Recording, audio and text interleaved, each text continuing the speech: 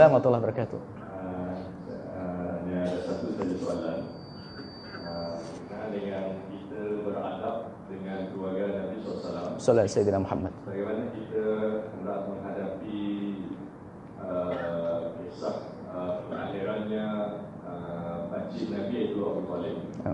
Dalam kita masa yang sama kita hendak menghormati, menjaga perasaan Nabi SAW. Baginda, paman baginda Nabi. Bagaimana dengan paman baginda Nabi SAW? Tidak pernah terbukti kalau paman Nabi itu menyembah berhala. Tidak pernah ada dalam sejarah yang menunjukkan kalau Abu Talib itu sujud kepada berhala.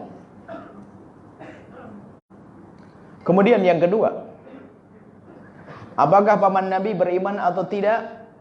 Di situ banyak syair-syair yang menunjukkan bahwasanya Sayyidina Rasul disanjung agamanya oleh Abu Talib. Abu Talib menyanjung agama baginda Nabi. Bahkan dalam syair yang maknanya, tidak aku temukan agama sebaik anak pamanku, sebaik agama yang dibawa oleh anak pamanku.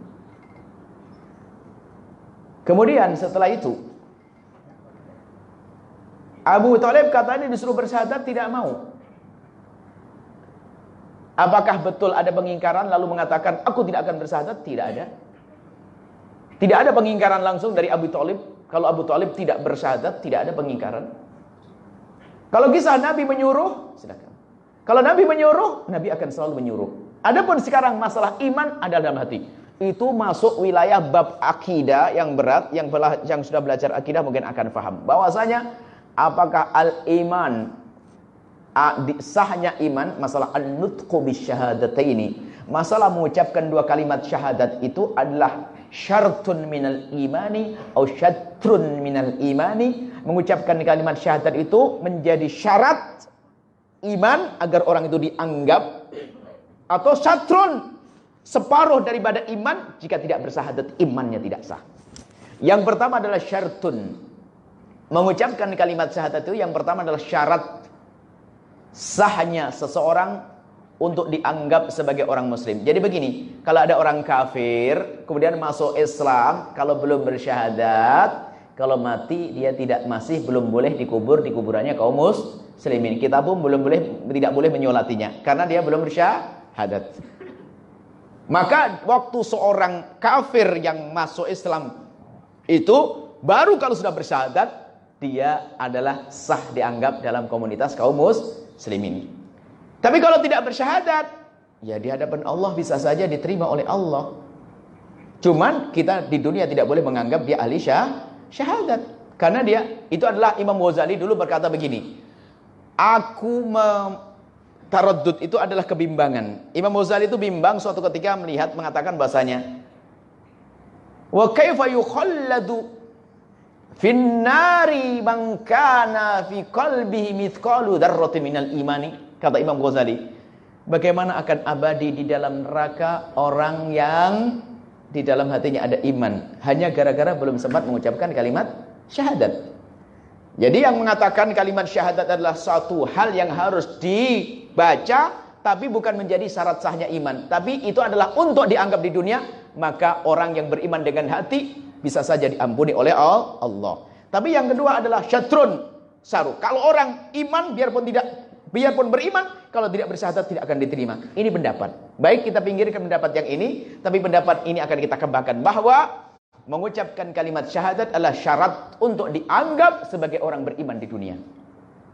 Kalau hanya urusan hatinya, urusan dengan Allah. Sehingga apa?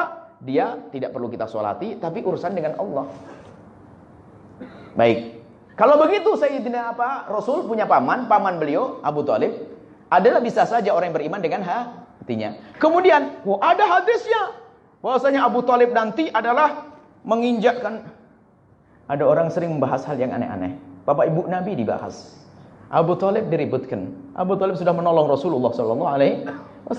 Paman ayahanda Nabi dikatakan di neraka. Na'udzubillah. Ini ada orang ribut. Baik, dalam satu hadis sahih, Abu Talib itu disiksa di neraka, kakinya suruh nginjek sandal dari api, lalu ubun-ubunnya mendidih. Kalau seandainya hadis ini benar, hadis sahih ini, bukankah dalam hadis itu disebutkan Paling ringannya siksa di neraka itu adalah ada orang yang disuruh menginjak sandal dari api lalu ubun-ubunnya mendidih. Baik, itu paling ringannya. Nah, yang di neraka itu yang paling ringan siksanya orang kafir atau orang beriman? Ya orang beriman. Kalau orang kafir tidak akan disiksa dengan sandal. Berarti ini justru menunjukkan Abu Thalib bukan orang kafir. Kalau orang kafir siksanya siksa paling berat. Ternyata sandal suruh nginjak abun-abun. Sementara dikatakan Abu Thalib disiksa di neraka dengan kakinya menginjak sandal dari besi lalu ubun-ubunnya mendidih. Sementara Nabi mengatakan paling ringannya siksa di neraka suruh nginjak sandal. Loh, berarti Sayyidina Abi Thalib adalah paling ringan siksanya. Berarti dia bukan orang yang kafir selamanya di neraka, kan begitu? Ini kalau dikembalikan ke hadis Nabi sallallahu alaihi wasallam. Kemudian setelah itu, sudahlah, jangan bahas tentang Abu Thalib. Jangan bahas, apalagi tentang ibunda Nabi, ini kok kurang ajar bener. Abu Lahab. Ada nama anaknya Abu Lahab namanya Abu Jahal. Abu Jahal punya anak namanya Ikrimah. Ikrimah masuk Islam. Bagaimana akhlaknya Rasulullah? Ada Ikrimah lagi ngomongin Abu Jahal. Kufu an Abi Jahlin takrimatan li Ikrimata. Jangan sebut Abu Jahal. Menjaga hatinya Ikrimah. Abu Jahal saja gak usah disebut-sebut, menjaga hatinya Ikrimah. Ini ada orang usil ibunda Nabi, ayah Nabi sampai paman Nabi. Mau apa orang ini, Seandainya seumur hidupmu tidak mengutuk Fir'aun pun tidak dosa kok. Ini ada orang bapak ibu Nabi di neraka, Abu Thalib. Ada apa usil sekali kau ni, Urusi dirimu sendiri, selesai. Semoga Allah menjaga iman kita. Husnudzon kami selagi masih ada celah secara ilmiah, Abu Thalib insyaAllah yang selamat. Abu Thalib adalah selamat insyaAllah. Termasuk punya iman. Karena tidak ada bukti kalau dia pernah sujud di keberhala. Semoga Allah mengampuni kita semuanya. Allah a'lam bishawab.